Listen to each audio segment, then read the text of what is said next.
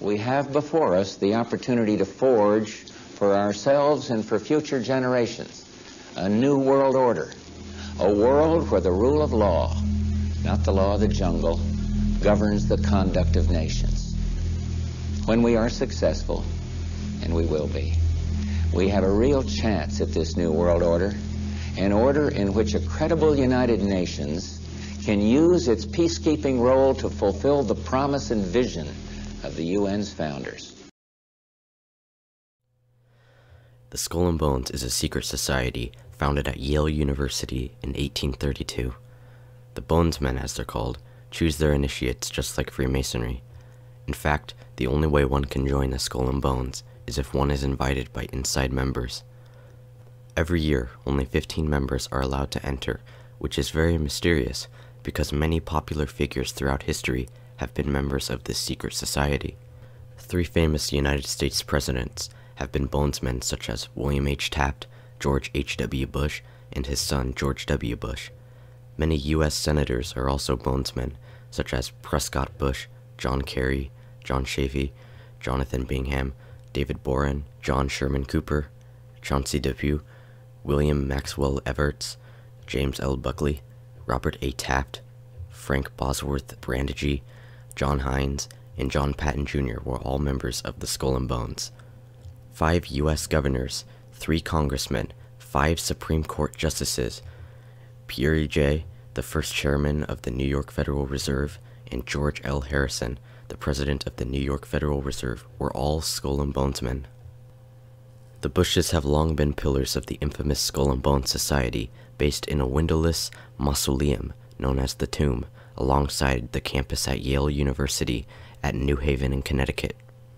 Every year, 15 bloodline students are initiated into the Skull and Bones Society, and the ratio of Skull and Bones initiates who end up in positions of power in politics, banking and business, media, and intelligence agencies in the United States, in front of camera and behind the scenes, is massively greater than the general student population. David Icke, Alice in Wonderland and the World Trade Center. At Yale campus, the Skull and Bones building is known as the Tomb, being decorated in skulls, bones, swords, knives, armor, death, blood, and darkness. It is here that they perform their bizarre and sexually ritualistic initiations. Sometimes, ear-piercing screams can be heard coming from this building. In 2001, ABC News, along with the New York Observer, filmed an imitation throat-cutting ritual being performed by the Bonesmen. The videotape provides a grainy glimpse into what appear to be the initiation rituals of a secret society that's been around since 1832, whose members have gone on to be leaders of Wall Street and the White House, the Senate and the Supreme Court. They're sort of trying to scare the initiates, make them, disorient them, frighten them. New York Observer investigative reporter Ron Rosenbaum accompanied a team of Yale students who shot these pictures 9 days ago. Rosenbaum's curiosity about Skull and Bones was permanently piqued when, as a classmate of George W. Bush, he lived right next to the Tomb, the group's heavily fortified home. From their perch, Rosenbaum and his cohorts taped the Tomb's courtyard. What they captured, they say, was initiates, known as neophytes, being forced to kiss a skull, then members performing a mock killing. It may look like your average fraternity nonsense, but Rosenbaum says it's not. Even though it may seem silly to us, it seems to mean something to them, and you can't argue with the success of Skull and Bones. True. Famous alums include senators John Kerry and John Chafee, to name 2, cabinet secretaries such as Averell Harriman, and 3 presidents, William Taft, George Bush, and George W. Bush, who's been reluctant to talk about Skull and Bones. Does it still exist? The thing is so secret, I'm not even sure it still exists. Rosenbaum says the tape is a valuable artifact, an extremely rare view into the secret society that groomed the American ruling class for generations. Rumors of the latest rituals say that a newly accepted initiate must lie down naked in a casket and masturbate while the other members watch gathered in a circle. The Skull and Bones are known for their odd and sexually promiscuous rituals, but many don't know of the horrific and evil acts committed by these members throughout our government. David Icke once wrote, In May 1918, Prescott Bush and 5 other Skull and Bones men ransacked the grave at Fort Sill, Oklahoma. They took turns to stand guard while others robbed the grave and took away artifacts in Geronimo's skull. This was taken to the Skull and Bones headquarters at Yale, where it is used in their sick rituals and ceremonies. This horrible story is told in an international history of the Skull and Bones Society and was quoted to Ned Anderson, the tribal chairman of the San Carlos Apache tribe, when he was negotiating to have Geronimo's remains returned to the tribe's custody. A 1989 article in The New Yorker said, one bonesman recalled during the early 70s seeing perhaps 30 skulls, not all of them human, scattered about the tomb at Yale. This is the mentality of the people running our world. Every Skull and Bonesman has been incredibly successful and put at great powers in our government. President Bush tapped 5 bonesmen, including William Donaldson, the head of the Securities and Exchange Commission, to join his administration. John Kerry, class of 1966, became Senator and Secretary of State. Henry Luce, the founder of Time magazine, Life, Fortune, Home, and Sports Illustrated, was a bonesman. General Manager of the New York Times, Amory Howe Bradford, was a bonesman, class of 1934, and married Carol Warburg Rothschild. Percy Rockefeller, class of 1900, was a wealthy businessman and sat on directors' boards for many corporations. Richard Gow, president of George Bush's Zapata Oil Company, was a bonesman, class of 1955.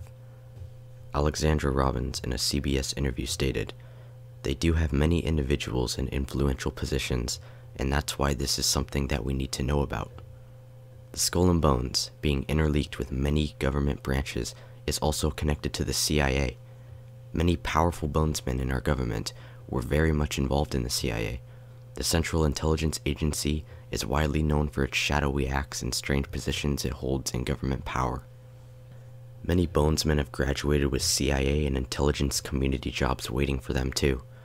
F. Truby Davison, Howard Weaver, William Sloane Coffin Jr., V. Van Dyne, James Buckley, Bill Buckley, Hugh Cunningham, Hugh Wilson, Reuben Holden, Charles R. Walker, Robert D. French, Archibald MacLeish, Dino Pionzio, William and McGeorge Bundy, Richard Moore, and George Bush are all bonesmen with U.S. intelligence agency jobs.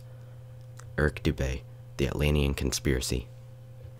The Skull and Bones Society, along with the Bush family, put illegal drugs such as heroin and cocaine on the streets of the U.S. and the rest of the world. The Illuminati families in America and Britain launched an international drug trade and still maintain it today. Through their power in government agencies, they wipe out opposition, and this is exactly what you see when you watch a big drug bust on the news. Controlling the drug trade is a huge step to gaining financial power and is also a key factor in keeping parts of the world poor, unhealthy, and in poverty. The Skull and Bones Society has branches of power throughout the government, and Bushes were just one of the biggest families to be involved in the drug trade. David Icke once wrote, "The Skull and Bones Society is owned by the Russell Trust, an organization controlled by the Russells, a drug-running bloodline family.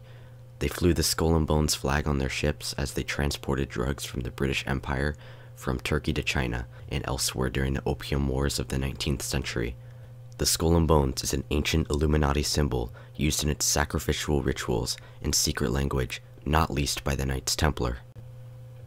The Skull and Bones is a very well-hidden secret society that has infiltrated many positions of power in the U.S. government.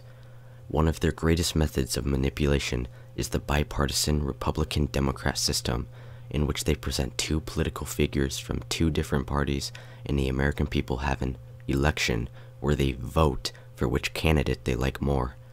This is clearly giving the illusion of choice to the population. They control both parties. They control the entire system, yet I am supposed to believe that just by voting for one of their controlled puppets, that somehow everything is going to change? What are the chances that out of 300 million people, the 2 elected candidates would be related and both members of the same secret society? This is not a coincidence. It is reality. The Skull and Bones have taken big positions in power and have paved the way for the New World Order. They control both parties of the political system and have members in different sections of the government. In a 1992 interview with reporter Sarah McClendon, George H.W. Bush stated, "If the American people ever find out what we, the Bushes, have done, they would chase us down the street and lynch us." You were both in Skull and Bones, the secret society. It's so secret we can't talk about it. What does that mean for America? The conspiracy theorists are going to go I'm wild. sure they are. I don't know. I haven't seen the web. Number page. 322? First of all, he's not the nominee. And, look, I look Are forward... you prepared to lose? No, I'm not going to lose. You both were members of Skull and Bones, a secret society at Yale. What does that tell us? Not much, because it's a secret.